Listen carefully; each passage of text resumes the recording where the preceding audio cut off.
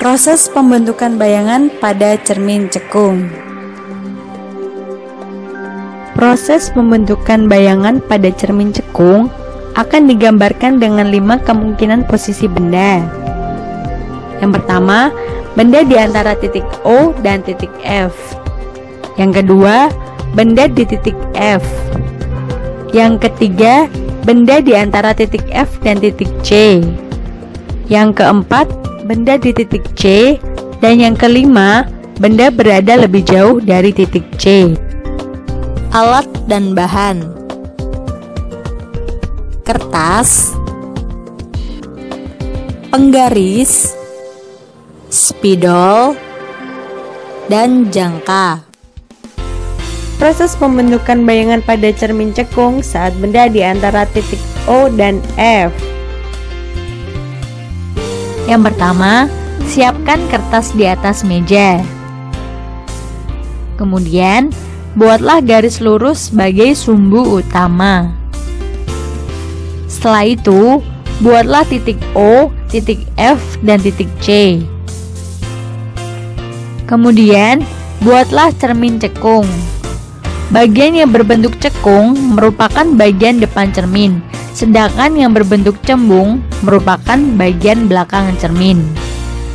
Sebagai penanda, berilah arsiran pada bagian belakang cermin.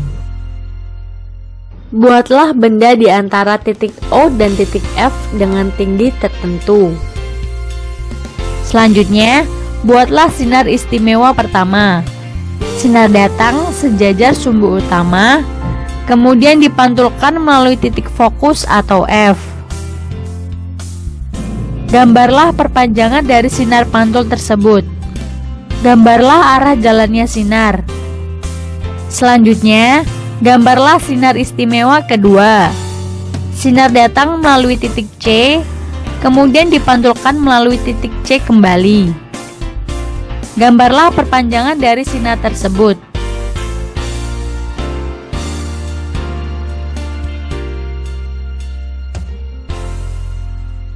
Setelah itu, gambarlah bayangan di perpotongan perpanjangan kedua sinar. Karena bayangan terbentuk di perpotongan perpanjangan kedua sinar, maka bayangan digambarkan dengan garis putus-putus. Hal ini menunjukkan bahwa bayangan tersebut bersifat maya. Selain itu, bayangan berada di atas sumbu utama dan menghadap ke atas, maka bayangan bersifat tegak. Kemudian ukurlah tinggi benda atau H. Tinggi benda terukur 3 cm. Setelah itu, ukurlah tinggi bayangan atau H aksen. Tinggi bayangan terukur 7 cm. Dari pengukuran ini menunjukkan bahwa tinggi bayangan lebih besar dari tinggi benda. Hal ini berarti bayangan bersifat diperbesar.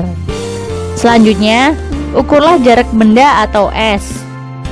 Jarak benda adalah jarak antara benda dan cermin.